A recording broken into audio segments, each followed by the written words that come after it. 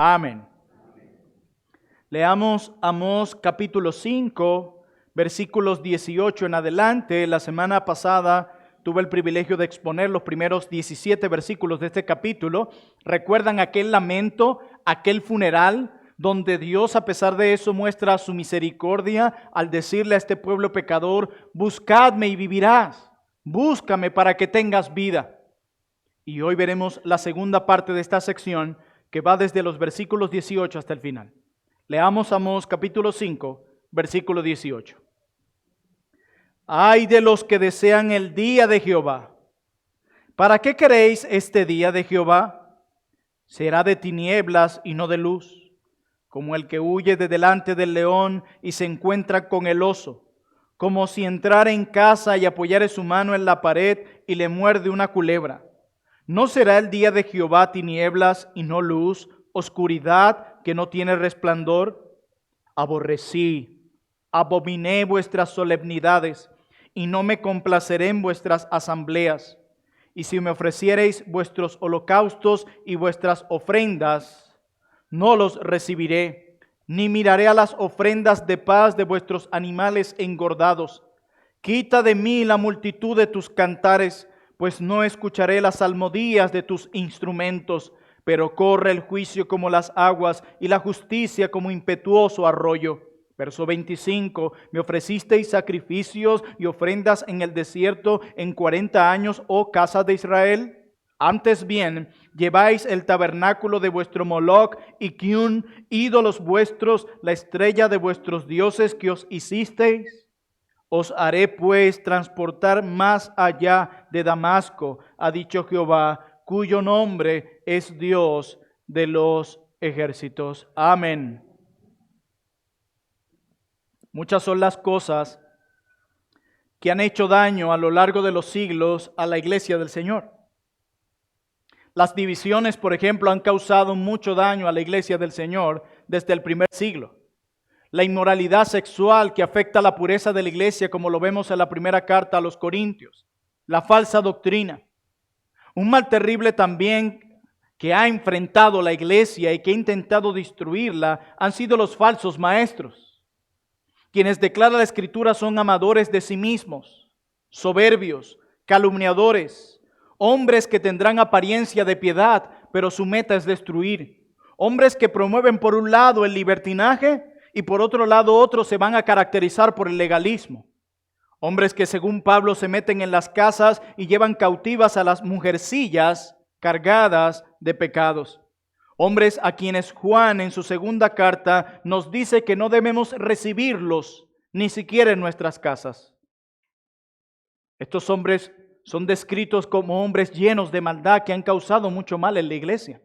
Pero no solo las divisiones, la inmoralidad, la falsa doctrina y los falsos maestros han hecho daño a la iglesia. Una de las cosas que ha causado mucho daño a la iglesia de Cristo a lo largo de los siglos ha sido la falta de arrepentimiento del pueblo de Dios. Así es, la falta de arrepentimiento del pueblo de Dios. Por eso alguien decía muy sabiamente, el fracaso de muchos cristianos, ¿notan eso? Fracaso. El fracaso de muchos cristianos radica en que no fueron humildes para reconocer sus debilidades, nunca confesaron sus pecados y nunca fueron confrontados. De allí proviene el fracaso. Hermanos míos y amigos que nos visitan, la falta de arrepentimiento nos mantiene alejados de Dios, distantes de Dios. Y el falso arrepentimiento, que es otro peligro más, tiende a endurecer nuestros corazones.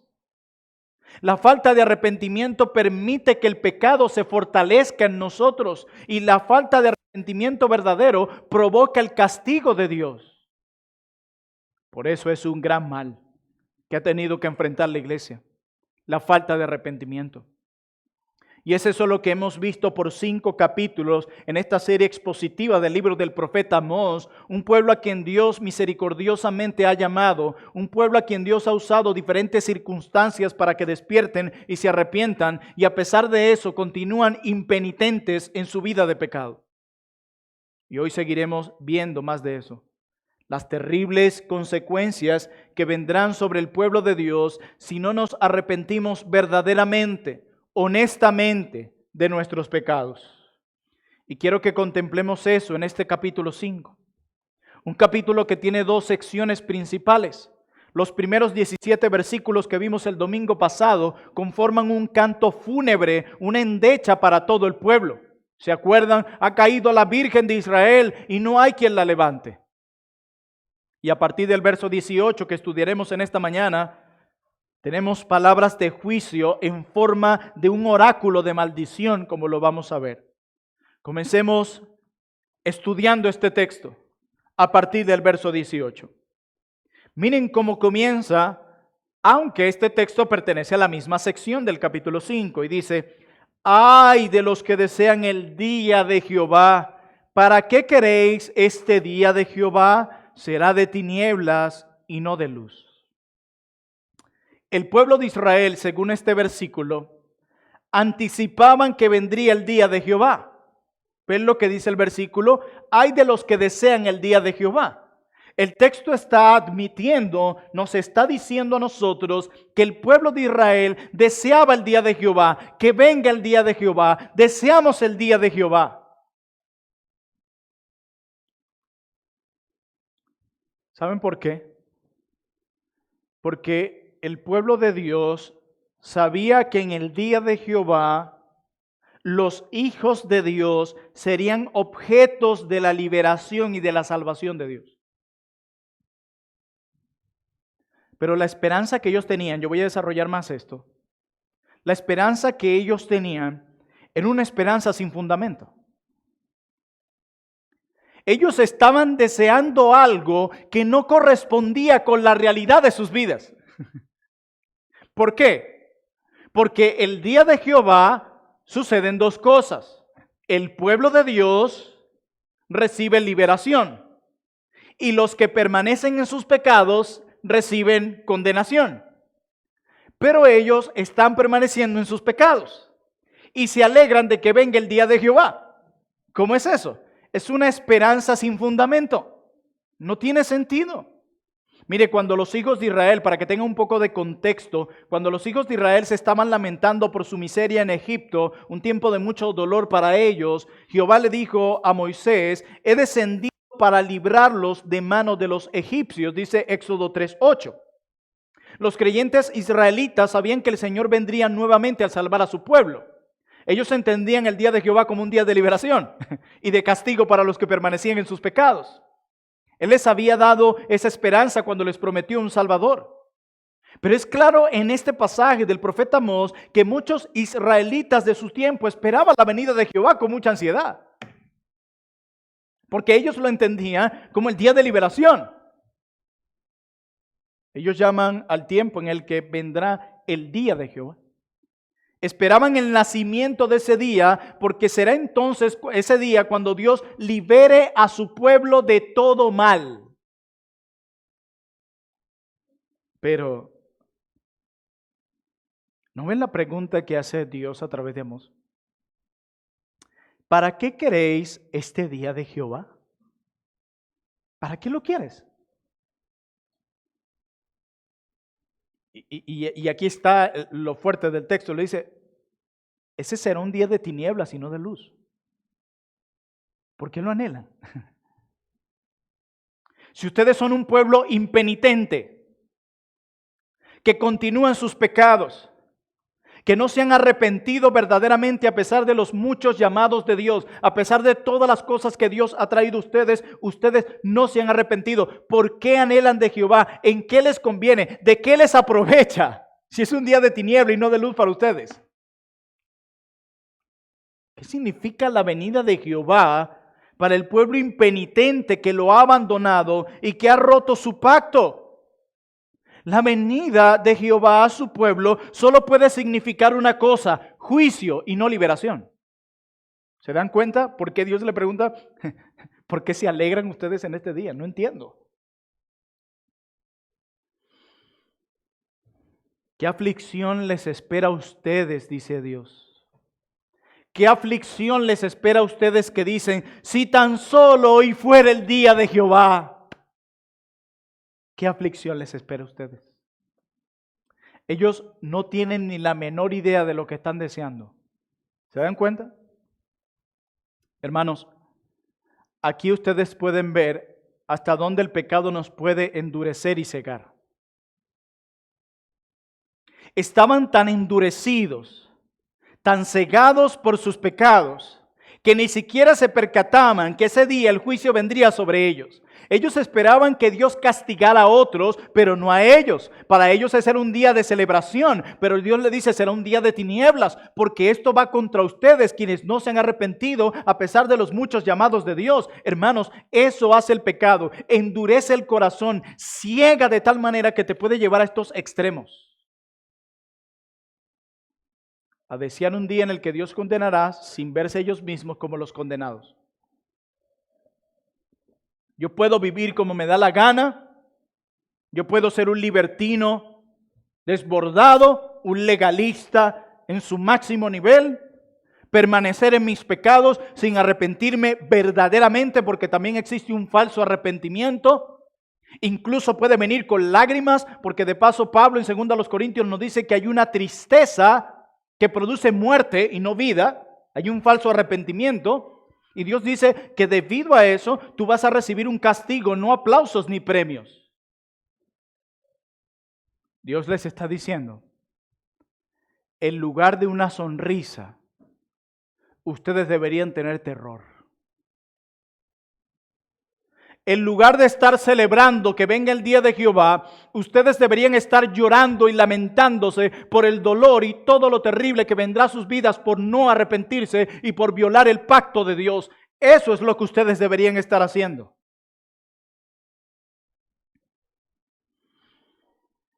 ¿Saben por qué? Le dice Dios. Porque esos serán días de tinieblas y no de luz. Así que no deberían estar sonriendo ni anhelándolo. Por eso Dios le dice, ¿de qué les aprovechará si es un día de tiniebla y no de luz?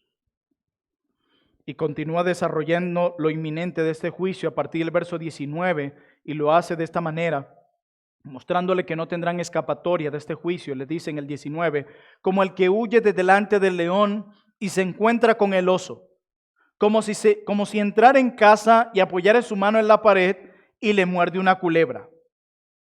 ¿Qué es esto? Lo que está diciendo Dios aquí a través de Amós es que nada aliviará la miseria de ese día del juicio que vendrá sobre ustedes. Porque es un día, termina diciendo Amós en el verso 20, no será el día de Jehová tinieblas, vuelve y lo dice, y no de luz, oscuridad que no tiene resplandor. Y un comentarista sobre este versículo dice lo siguiente, Amós les dice a los israelitas que son como un hombre que huye de un león feroz, sus dificultades presentes, solo para encontrarse con un oso que es más peligroso el día de Jehová, o como alguien que piensa que llegar a casa el día de Jehová significa estar seguro al fin, pero entonces salta una serpiente venenosa, el juicio divino, de un hueco que hay en la pared, ¡bum!, y lo muerde. Miren, usemos nuestra imaginación. Yo me imagino a alguien que viene corriendo, exhausto, tratando de escapar de alguien que quiera acechar y acabar con su vida. Y llega a casa, me libré, sin poder respirar. Porque viene angustiado de correr. Y acuérdate que cuando tú corres y alguien te viene persiguiendo, tu respiración se agita aún más. Y de repente este hombre que llega a casa dice, ¡oh, me salvé!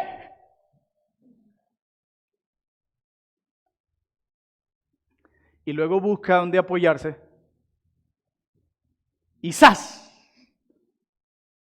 La serpiente lo mordió. Es como si Dios les dijera,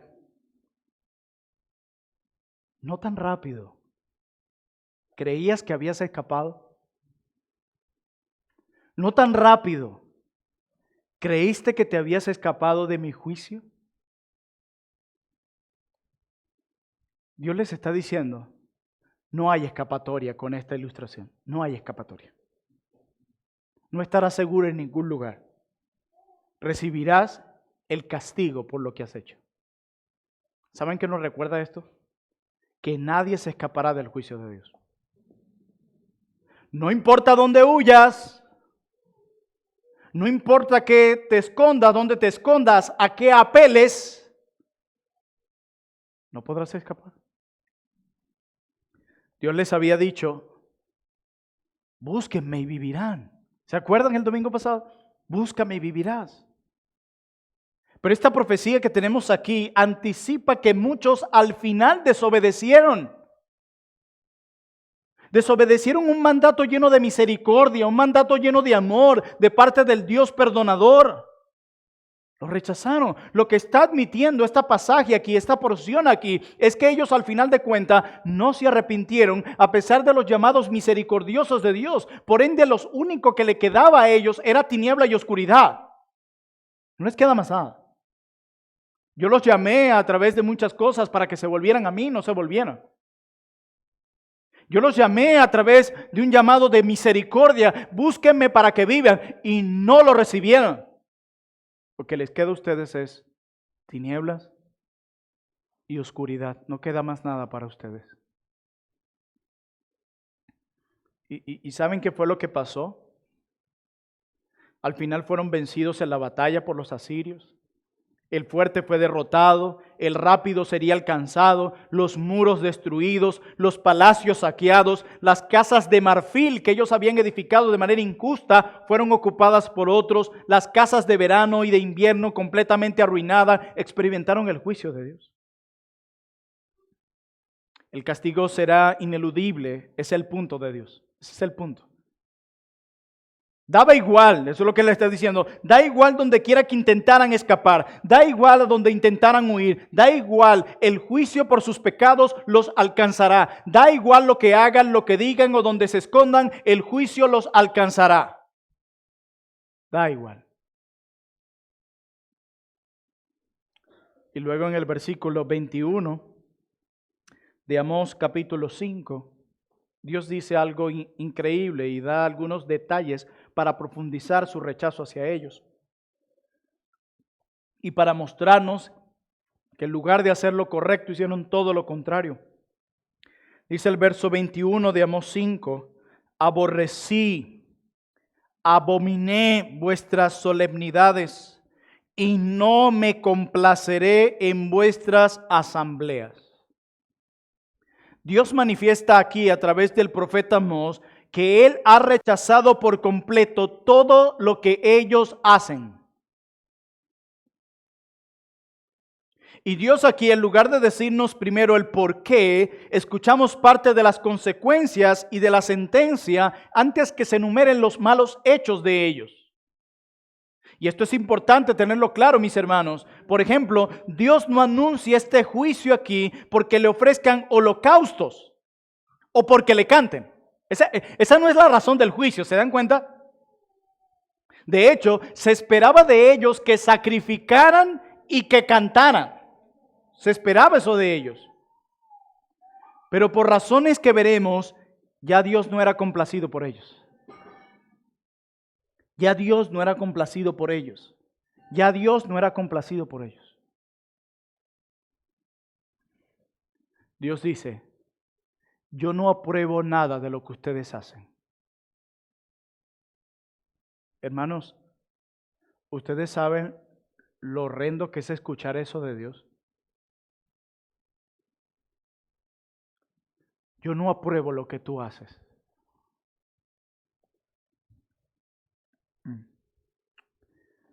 No sé si les pasó en un momento con sus amistades o con sus padres, que tú vienes emocionado a plantear algo y te dicen, lo siento, pero yo no estoy de acuerdo con eso. Te da como un bajón, ¿verdad?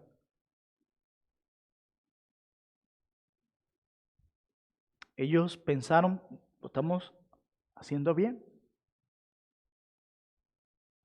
Externamente todo, muy bien, recuerden, Dios no le está reprochando sus holocaustos y sus cantos. El problema no era ese. Dios le dice, todo eso que haces lo estás haciendo con el mayor de los cuidados, pero yo no lo apruebo. Y luego nos va a decir por qué. Yo no me complazco en lo que te estás haciendo. No apruebo lo que haces. Nada de lo que haces lo apruebo. Al contrario, dice, lo aborrecí y lo abominé. Que Dios diga eso. Que Dios diga eso. No era complacido Dios aquí, es decir, el olor de sus ofrendas no le era grato. Pero notemos, por otro lugar, que es toda su vida religiosa la que queda rechazada. Y nada queda por fuera, ¿se dan cuenta en los versículos? Vuestras solemnidades las incluye ahí. Vuestras asambleas, o sea, las reuniones, las incluye ahí. Vuestros holocaustos los incluye ahí. Vuestras ofrendas los incluye ahí. Vuestras ofrendas de paz los incluye ahí. Incluso sus cantares, sus cantos los incluye ahí. O sea, nada quedó por fuera. Todo lo que tenía que ver con la vida religiosa de Israel está incluido ahí. Todo. Incluso, escúchenme bien. Si la gente ofreciera sacrificios a Dios de acuerdo con sus requisitos, Él no los recibiría. Pero si lo hice tal cual como me lo pediste en Levítico, tal cual como está en la ley, está todo cuidadosamente elaborado. No. Alguien decía lo siguiente. Dios dijo que odia, escúchame bien, Dios dijo que odia la religión que está diseñada solo para impresionar el corazón con un sentido de satisfacción en la justicia propia. Todos sus sacrificios eran vanos porque no lo hicieron con un corazón quebrantado y humillado. Esa es la razón por la que yo rechazo eso, porque me estás ofreciendo cada uno de estos sacrificios y yo lo que quiero es tu corazón arrepentido. No te has arrepentido, dice Dios. Sus demostraciones de adoración, cánticos, instrumentos, todo Dios los rechazó. Por eso alguien dijo unas palabras muy acertadas. Una vez más, cuando no hay temor de Dios ante sus ojos, tales demostraciones no son adoración, sino solo una presunción condenable, incomparable con la santidad de vida, el amor de Dios y el servicio al prójimo, dijo Tom Nettles.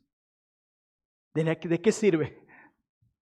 ¿De qué sirve toda esa religiosidad, esos detalles, esos actos externos, si no estás arrepentido de corazón? Yo repudio eso. Qué bonito los adornos, qué cuidado en los detalles, qué minucioso en los cantos, qué perfeccionista en los sacrificios, pero yo los repudio porque yo quiero tu corazón y no lo tengo. Has permanecido en tus pecados y yo quiero es un corazón contrito y humillado. Si eso no lo tengo, yo aborrezco todos tus actos externos de adoración.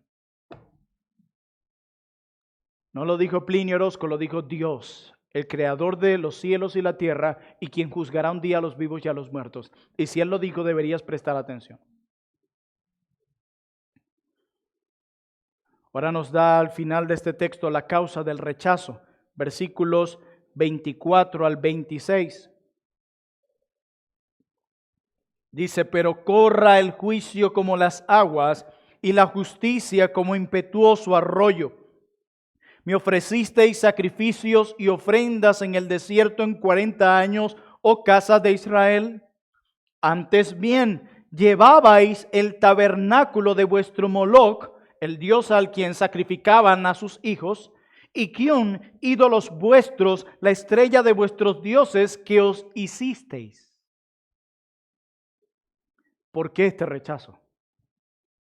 Según este texto, el rechazo de Dios fue por su idolatría.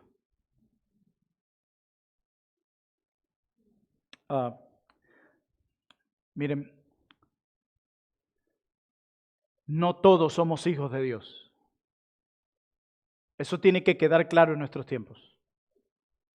Todos somos creación de Dios, pero no todos somos hijos de Dios.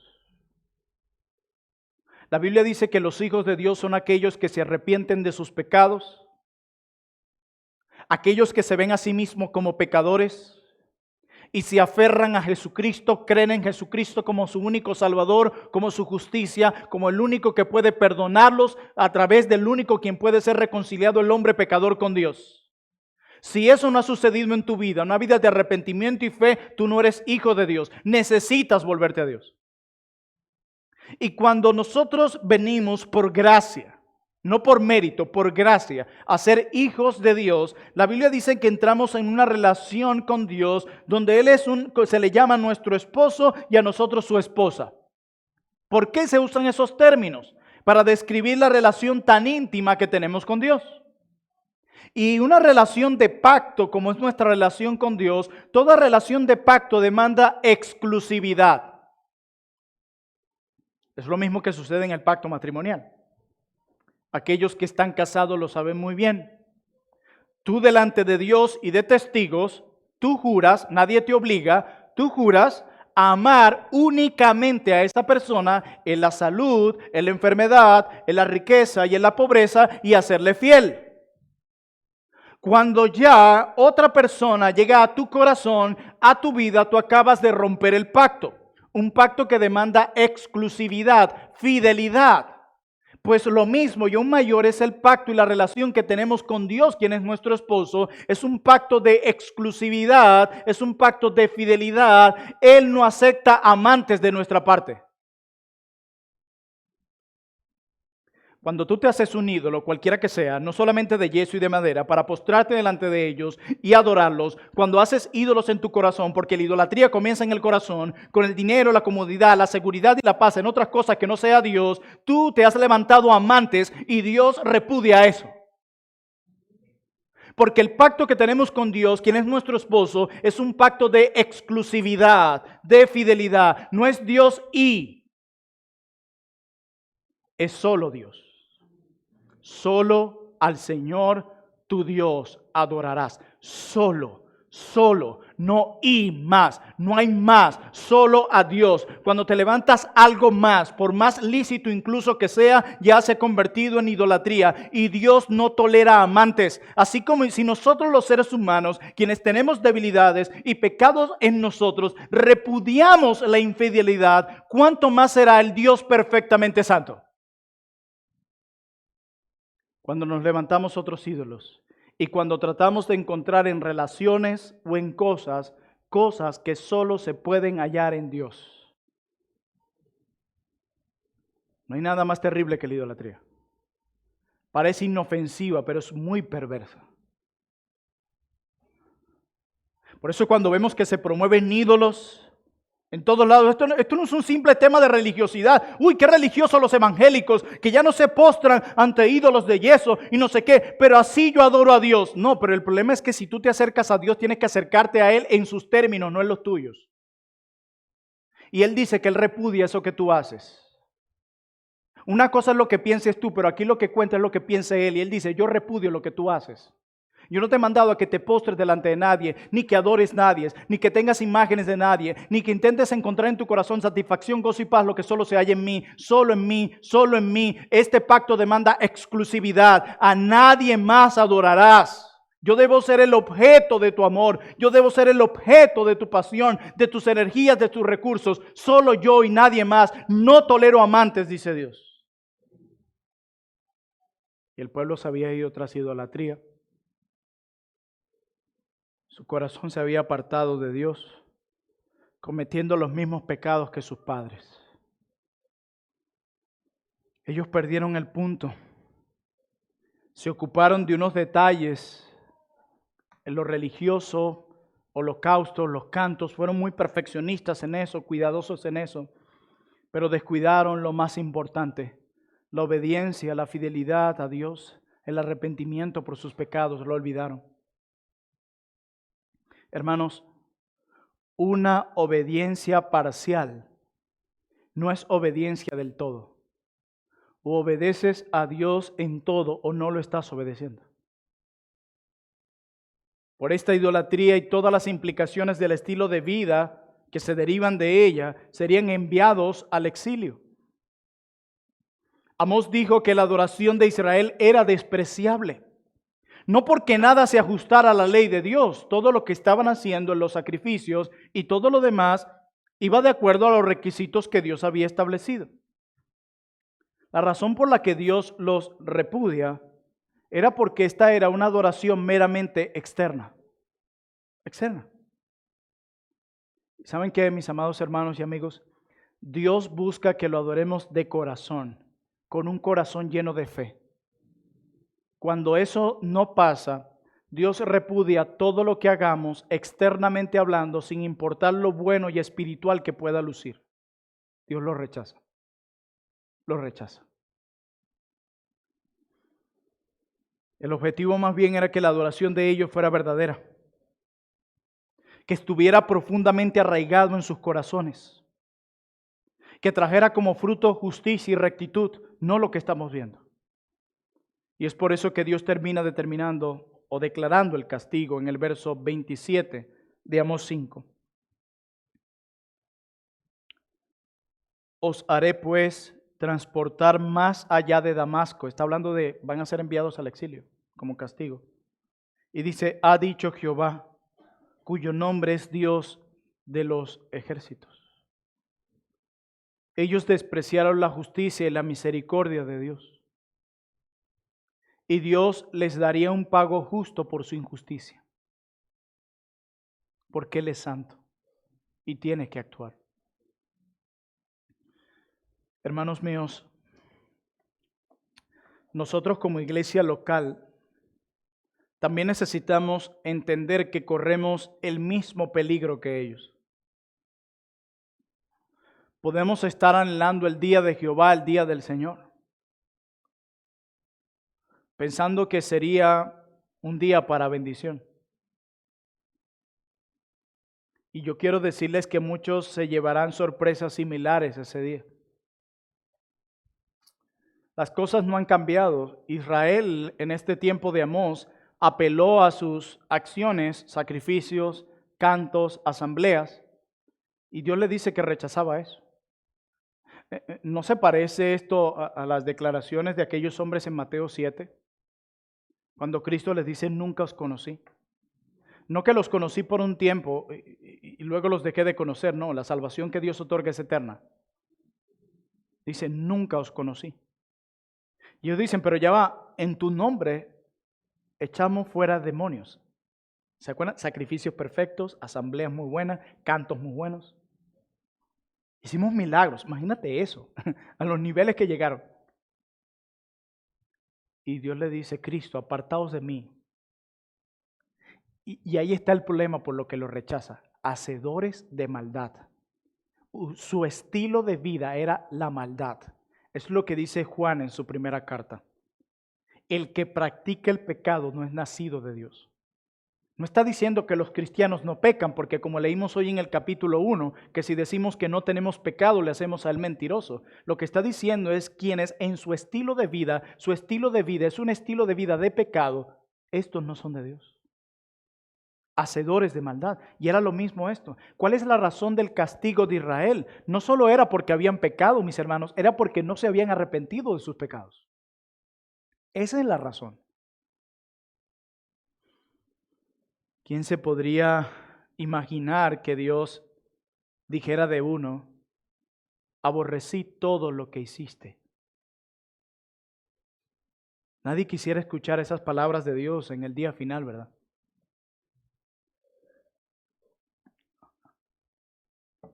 Tu participación en los cultos solemnes los aborrecí. Pero si yo pertenecía al coro y entonábamos himnos y aún salmos, y yo era parte de una iglesia reformada, y no faltaba ningún domingo al culto, y estaba allí y cuidaba cada detalle, y leía buenos libros, y me gradué en un buen seminario, y tengo muchos seguidores en YouTube, y tengo una elocuencia increíble.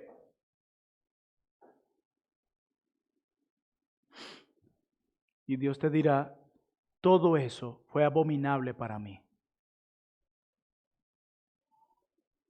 Señor, pero ese culto fue ordenado. Y Dios nos dirá, el problema no fue la adoración en el culto. Mi problema es con usted y con su corazón. Ese es mi problema. Una piedad externa, un amor meramente externo, un arrepentimiento meramente externo, una adoración meramente externa traerá consecuencias a nuestra vida. No se engañen, hermanos. Nada de lo que hagas aquí cuenta si en el día a día vives para satisfacer tus deleites pecaminosos. De nada te sirve toda la rigurosidad, todos esos actos externos de adoración, si cada semana mientras sales de aquí das rienda suelta a tus codicias, mostrando un supuesto amor y piedad solo para obtener algo de los demás, buscando tu propio beneficio, idolatrando cosas y personas. De nada sirve. Es para ti, quien permanece en sus pecados sin arrepentimiento y lleva una doble vida, es para ti que el Señor dice, ¿y para qué quieres el día de Jehová? ¿Para qué quieres que venga mi hijo por segunda vez? Si ese será un día de oscuridad y tinieblas, ¿para qué?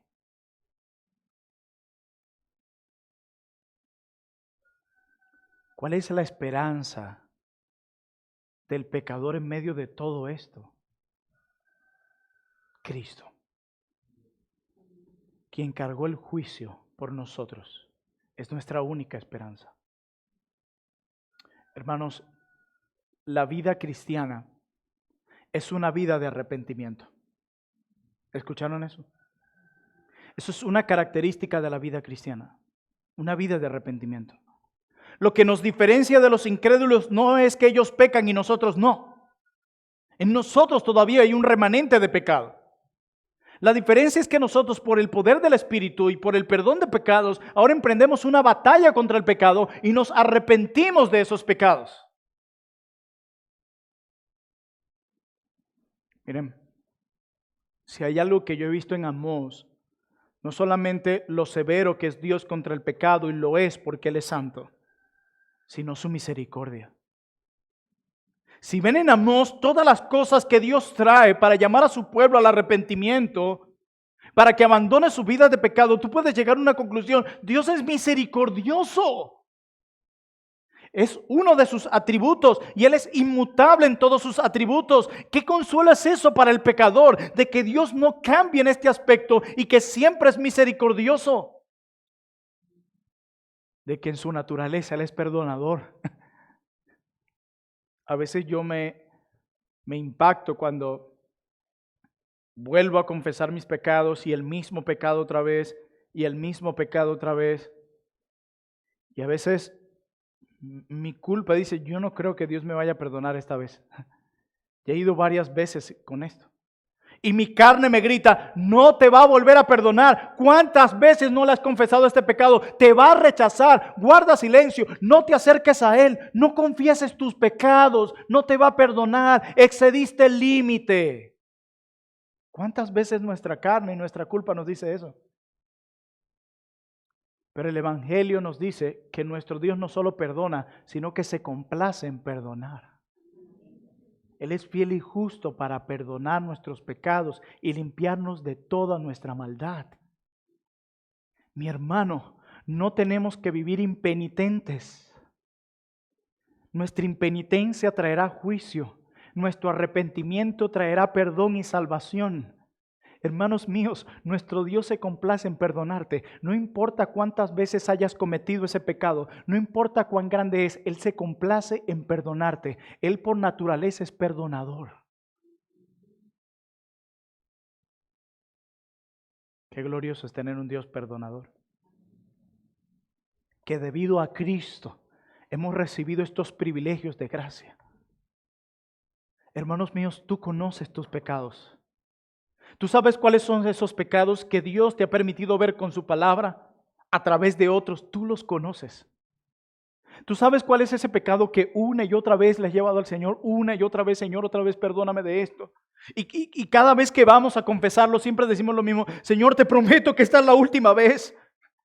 Y empezamos en nuestra mente a hacer ideas: voy a hacer esto para evitar volver a caer. Sí, me voy a arrepentir y no lo voy a volver a hacer. Y Dios, quien tiene que humillarnos para volvernos completamente dependientes de su gracia, ¡boom!, permite que caigamos. ¿Te das cuenta que no eres tan fuerte como eres? ¿Te das cuenta que me necesitas a mí, depender de mi gracia? Pero aún eso, Él dice, aún eso, estoy dispuesto a perdonártelo. Abre tu boca y dime de qué estás arrepentido. Yo quiero perdonarte. Abre tu boca, dímelo de corazón, no meramente externamente, de corazón. ¿De qué estás arrepentido? Dímelo, quiero perdonarte, hijo mío. Yo me complazco en perdonar. Cuando sus hijos confiesan sus pecados, pueden levantarse y decir: el Señor me perdonó. El Señor me perdonó. La falta de arrepentimiento traerá juicio, pero el arrepentimiento del creyente traerá salvación y liberación. Y para aquellos que están aquí sin Cristo, yo quiero decirles algo a ustedes.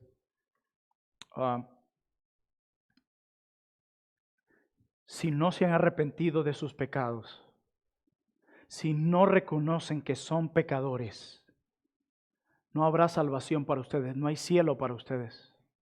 No lo digo yo, Jesús. Porque el enfermo es el que tiene necesidad de médico.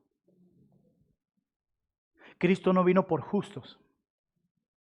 Para aquellos que se creen justos y buenos, no. Cristo vino para los que se reconocen y se ven a sí mismos como pecadores, como aquellos que han violado la ley de Dios, como aquellos que debido a sus pecados reconocen que merecen el castigo por sus maldades. Para esos hay salvación, para esos hay perdón, para esos hay vida eterna, para esos hay salvación. No tienes por qué vivir tu vida así. Dile al Señor que te perdone tus pecados, incluyendo tu idolatría, el postrarte a otros dioses. Perdóname, Dios, y Él se complace a perdonar. Y créeme, si haces eso, podrás cantar junto al pueblo de Dios como aquel himno: el Rey ya viene, gloria a Dios. El Rey ya viene, gloria a Dios, y viene por mí. Podrás cantar: oh, el Rey ya viene, el Rey ya viene. Sonará la gran trompeta y su rostro yo veré. Oh, el Rey ya viene, el Rey ya viene, gloria a Dios, Él viene por mí. Cuando te arrepientas y creas, podrás cantar esto. Y para ti, amada iglesia, si te arrepientes de tus pecados, podrás cantar este himno. Podrás decir: cuando allá se pase lista mi nombre, yo feliz responderé. Porque el día de Jehová para ti no será de tinieblas y oscuridad, sino de luz y felicidad. Y lo que Dios requiere de ti es: arrepiéntete, hijo mío. Arrepiéntete y yo te perdonaré.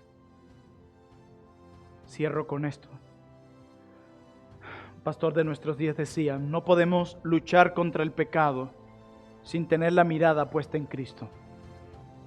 Su sangre derramada por nosotros es la mayor motivación para vivir en santidad. Y el mayor consuelo para nosotros es el sacrificio de Cristo cuando hayamos fallado en eso. ¿Confías hoy en Cristo? ¿Estás dispuesto a arrepentirte de tus pecados hoy? No mañana, no más tarde, hoy, ahora. Si es así, hoy será un día de perdón para ti y podrás anhelar la venida del Señor, porque para ti será un día de felicidad y de luz. Oremos al Señor.